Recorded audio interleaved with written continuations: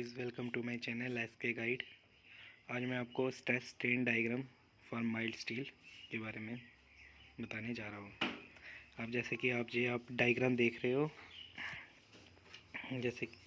जैसे कि आप डायग्राम देख रहे हो, जो स्ट्रेस स्ट्रेन डायग्राम है। ठीक है, एक्स एक्सिस में स्ट्रेन लग रही है और वाई एक्सिस में स्ट्रेस लग रही है। ठीक है, और जो ओ पॉइंट है वो ओरिजिन पॉइंट है। ठीक है, ठीक।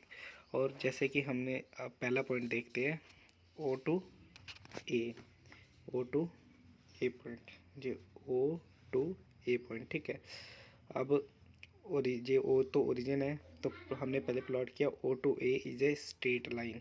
ठीक है, जब इंक्लाइंड लाइन है जी। ठीक है, तो इसमें जो स्ट्रेस लग रही है और जो स्ट्रेन लग रही है दोनों प्रोपोर्शनल है एक दूसरे के। ठीक है, तो जैसे कि मतलब plot O to A is a straight line and stress corresponding to A in limit of proportionality. ठीक है, क्योंकि जो प्रोपोर्शनल है एक दूसरे के, जैसे क्या है, stress into stress proportional to strain. ठीक है, plot O to A is a straight line and stress corresponding to A in limit of proportionality, proportional limit stress proportionality proportion to strain। ठीक है, अब इसमें क्या होगा, इस O to A में क्या होगा, इस लिमिट में क्या होगा कि आपका जो A पे जो लोड लगा है, अगर हम उस लोड को रिमूव करेंगे, जो हमने इस पे वो लोड लगाया हुआ है उसके कारण स्ट्रेस स्ट्रेन मतलब इसमें फॉर्म हो रही है। अगर हम उस लोड को इस पे से हटाएंगे तो वो डायरेक्टली सीधा अपने पोजीशन पे रीगेन कर लेगा।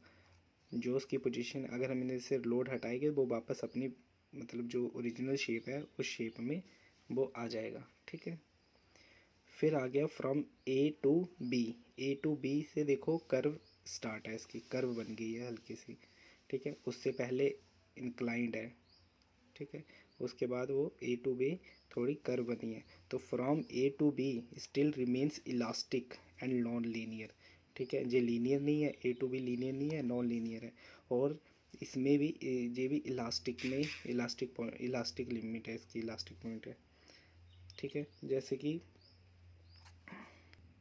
इसमें भी क्या होगा, जो जो हमारा लोड बी पे लगा होगा, अगर हम उसको हटाएंगे, उस लोड को हटाएंगे तो वो वापस अपना पोजीशन रीगेन कर लेगा। ठीक है, ए टू बी में भी जो बी पे लोड लगा होगा उसको हम रिमूव करेंगे तो वापस वो अपनी पोजीशन रीगेन कर लेगा। फ्रॉम बी टू, ठीक है, जैसे कि ये from A to B still remain elastic and non linear. From beyond the elastic limit plastic deformation take place, the stress at C, और फिर जो स्ट्रेस है C is called the upper yield point. ठीक है, अब देखो जो ए to B हो गया, अब बी टू सी जो हमने फिर बी से हम लोड सी पे लोड लगाएंगे, जो बी टू सी जो डिफॉर्मेशन होगी, तो सी पे जो क्या नाम है यील्डिंग होगी, सी पे जो यील्डिंग होगी उसको हम कहेंगे अपर यील्ड पॉइंट। ठीक है, जो सी पे द स्ट्रेस है सी, जो सी पे स्ट्रेस लगेगा उसको हम कहेंगे अपर यील्ड पॉइंट। यील्डिंग, उस पर यील्डिंग स्टार्ट हो जाएगी। ठीक है, yielding means changing point, yielding means changing point.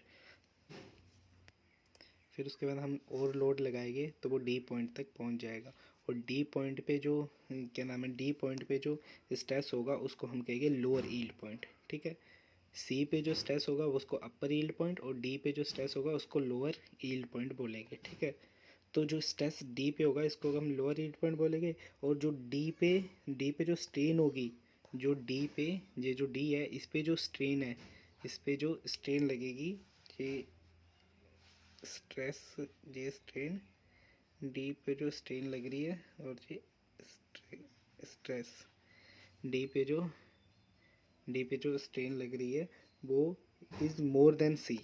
D पे जो स्ट्रेन लगेगी ना वो सी से ज़्यादा स्ट्रेन डी पे लग रही है। ठीक है, ठीक है, तो at point D strain is more than C. Okay, और इसमें क्या होगा, जो सी से डी जो होगा इसमें ये अपनी पोजीशन रीगेन नहीं कर पाएगा।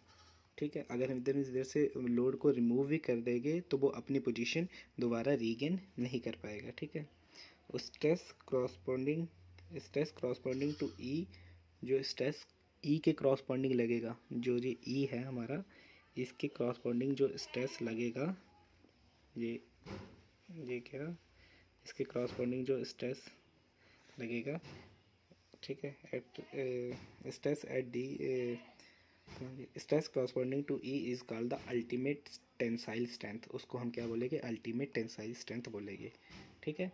Stress corresponding to E is called the ultimate tensile strength. फिर as the strain is further increase, उसके बाद हम ई के बाद हम स्ट्रेस को दोबारा अगर इंक्रीज करेंगे, स्ट्रेस को दोबारा अगर इंक्रीज करेंगे तो द स्ट्रेस डिक्रीज, ठीक है। स्ट्रेन को हम दोबारा इंक्रीज करेंगे तो स्ट्रेस जो है वो डिक्रीज हो जाएगी किस पे, एट पॉइंट ई पे, ठीक है। ये जो ई पॉइंट है, अगर इस पे हम स्ट्रेन को इंक्रीज कर रहे हैं, तो स्ट्रेस जो है वो क्या होगी, डिक्रीज हो जाएगी, ठीक है।